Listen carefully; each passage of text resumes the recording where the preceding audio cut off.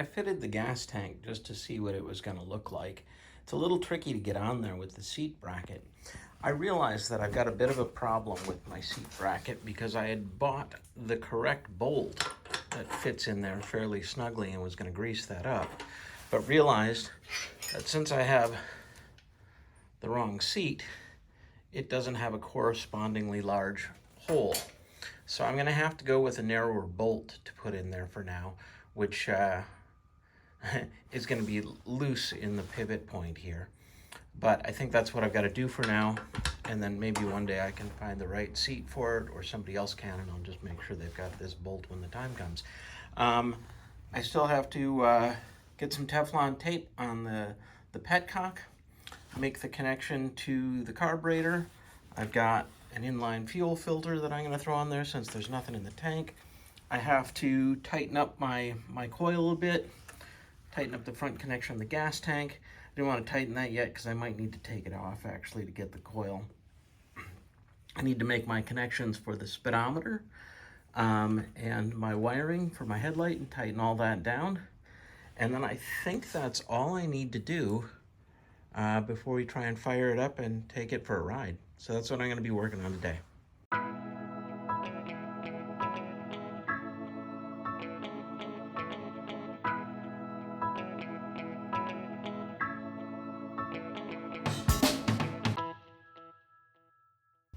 It's been an exciting week in the garage. The folks at Blaster sent me some of their rust remover to try out. A professional photographer did a shoot of my RD200A for a project he's working on. I finished work on the BMW R75/5 and the weather cooperated, so I was able to ride it to this month's VME meeting. It was a short but lovely sunset ride.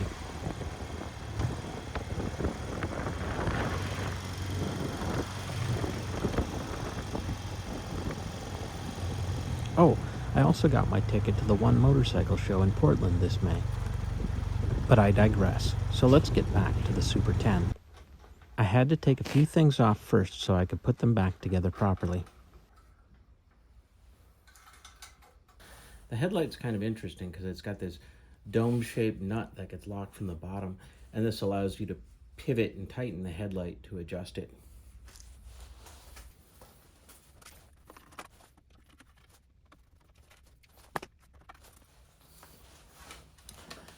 Taking the front shroud off is going to make it easier for me to make the connections for the speedometer and at least some of the wiring for the switch. I'll still have to get the headlight switches to it, and I'm not sure what the best way to do it is.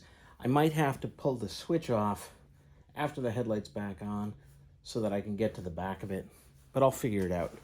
I kind of wish that I hadn't gotten the speedometer rebuilt. It looks beautiful, but it did have a nice patina on it, and it had the original mileage. When the gentleman I had rebuilt it, I asked him if he could reset the original mileage, and I don't know if he forgot or just didn't do it. The reason I sent it to him is a gentleman by the name of Dwayne Taylor, and he was the guy. I mean, he had parts to restore like 100 of these still in stock in his shop. He used to do a lot more custom and restoration stuff, but he's 95 years old now, and I figured if I ever wanted to make sure it was fully functioning, I got to do it now, because I don't know how long a guy like Dwayne is going to be around and doing stuff like this. Everything seemed to work on the speedometer before, except the trip. You couldn't reset the trip, and that's why I decided to pull the trigger and send it down to him. So it looks good. Maybe it's a little too clean for the rest of the bike, but this is what I've got. The Speedo is held in place by this bracket. It has two holes here. The speedometer goes into it, and it acts like a clamp. This pushes up against the top of the triple tree, and it bolts in place. And what I'm trying to figure out, I think I need a bolt as a spacer first, then this, then a washer, and another bolt. So I'm going to try it like that and see if it works. So maybe I don't know like that.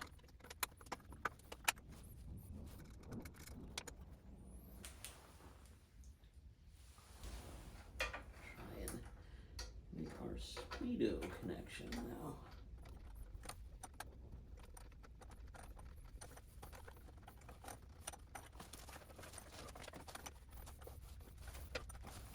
Well, I can see the speedo moving when I spin the front tire, so that's good. Let's see if I've got that on there straight. I have to loosen that up and straighten it out a little bit. It's just not quite at the 12 o'clock position. There is the bottom of the speedo bracket all tightened down, and now it is in the 12 o'clock position. Although I did realize that my handlebars aren't straight. You can see that relative to the headstock, they're a little... Anyway, I'll have to straighten those out. But yeah, you can see that the speedo, nice and straight, 30 points straight ahead down the fender.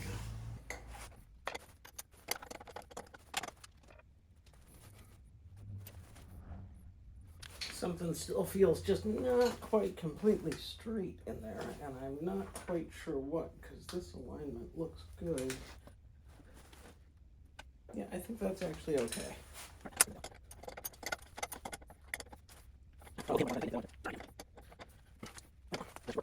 I mentioned the headlight nut. That's got a concave pocket that slips into on the bottom, and then the bolt comes through there to allow for that movement and adjustment. I mean, it doesn't have a ton, and it's more up and down than side to side, but there is a little bit of side to side there too. So next I'm going to tighten these up and get the headlight back on. I did determine that I will have to just pull the switch off to make the connections there.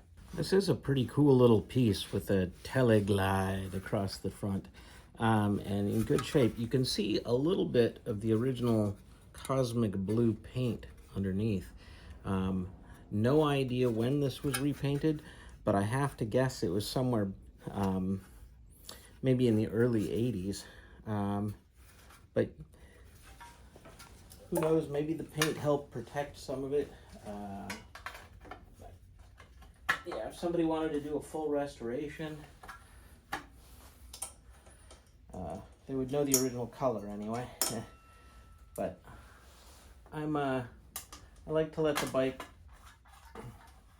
tell its story. So if it's old, I let it be old. If it's been repainted, that's fine. If it runs and it rides, and it's reasonably safe, I'm gonna be happy.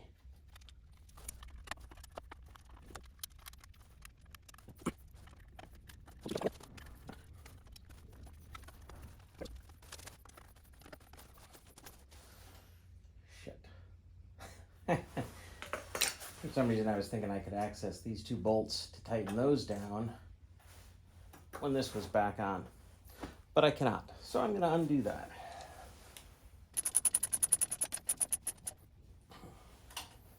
At that point it doesn't feel like this is going to allow any other adjustment anyway, so I might as well go ahead and tighten that one down too.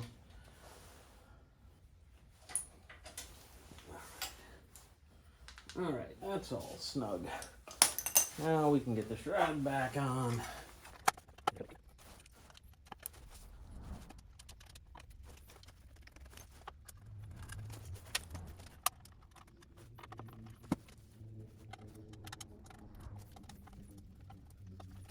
Well, they went any easier this time anyway.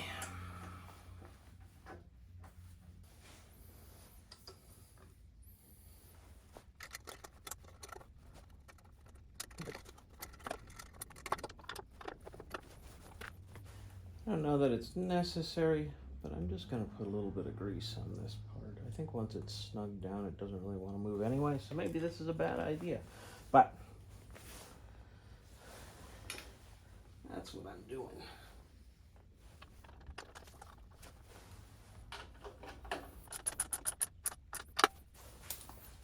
Okay, the headlight.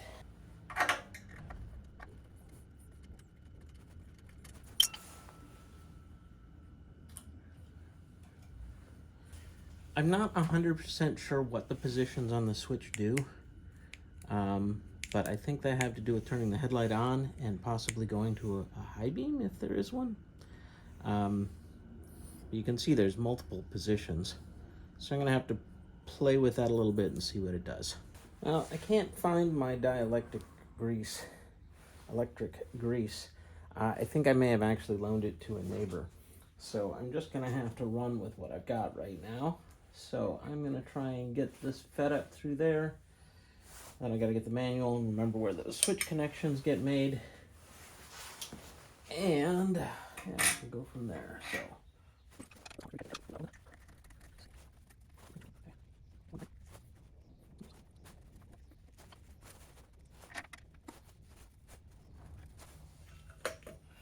make sure I've got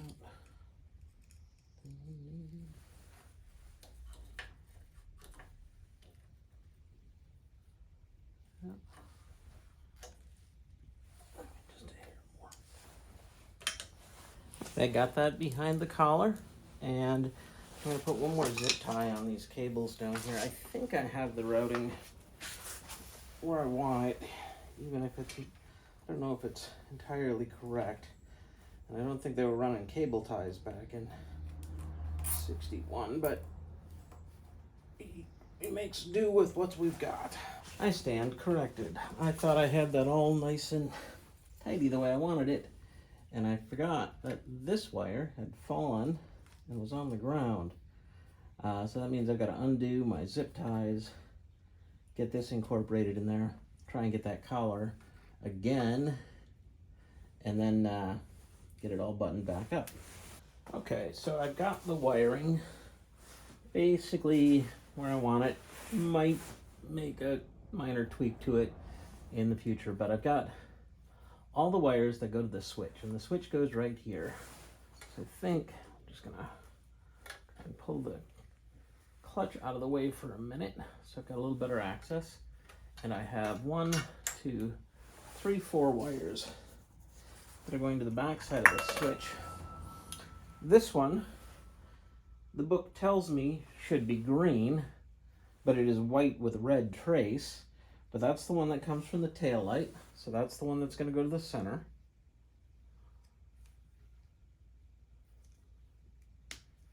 That locks on there pretty tight. And the red from the headlight is supposed to go to this one.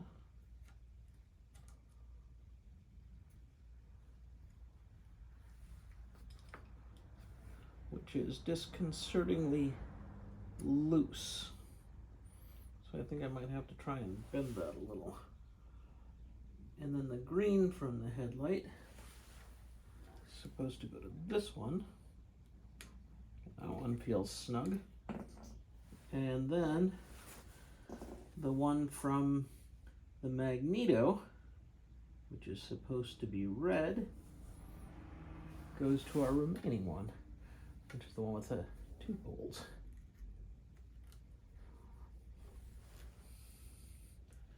And that one feels pretty snug too. So the one I need to worry about is the one from the headlight.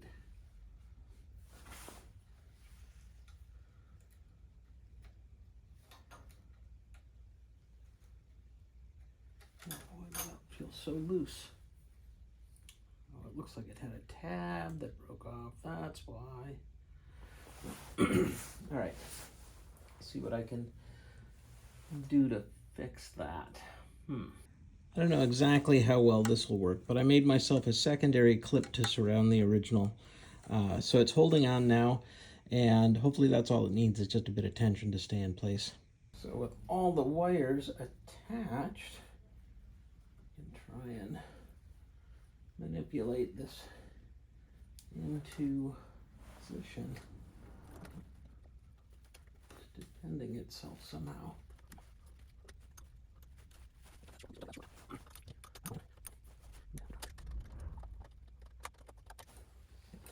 Start. I think I need to try and find a little extra length for my middle one. I found a little bit more length on that white wire.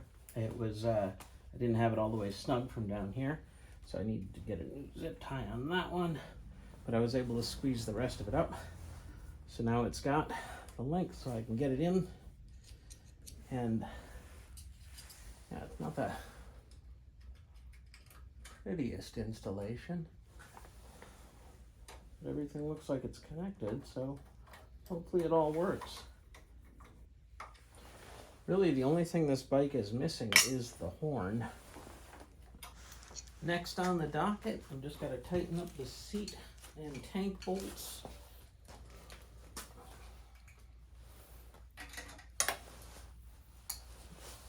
I wondered if I've got a plastic tube or something I could. I'm going to see if I can find something to act as kind of like a bushing in there so it's not just loose.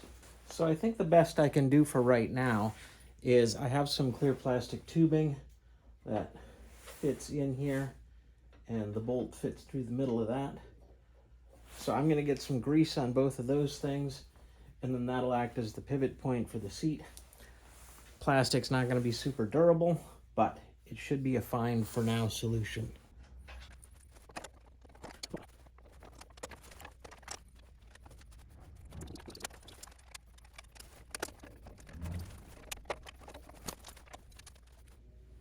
I believe that is the last of the bolts that need tightening. So all I have to do now is connect the fuel line to the carb. Oh, I would like to find a way to get the grip to stick because this one just slides off. I don't want to lose that. But it's feeling pretty complete. Yeah, I'll have to chip this down too. Oh, I got mirrors. I gotta go grab the mirrors.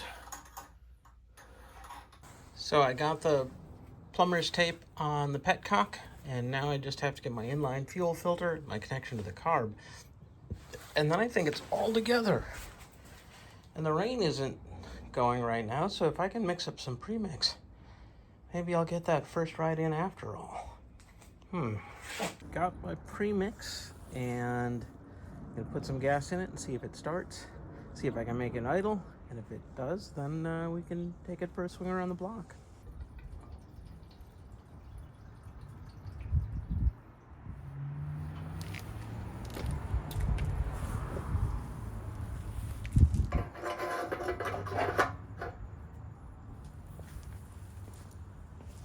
I don't want to put a lot in there until I've had a chance to check the leaks.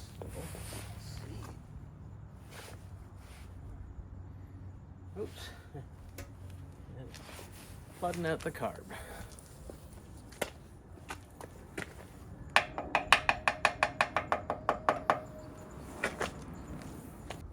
Actually, it appears to be coming out of the hose, so I think I need to make an adjustment. Okay, I think I've got it. Now I'm going to see if she'll start.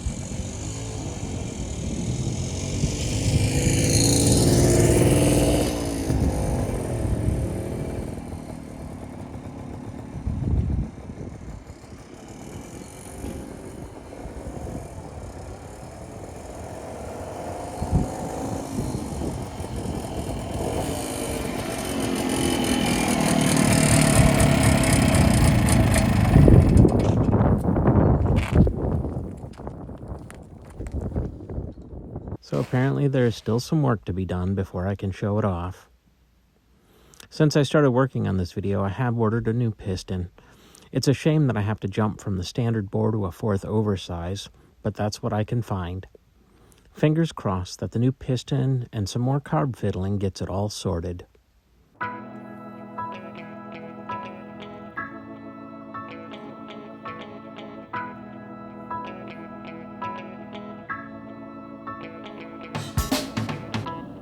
As always, thanks for watching.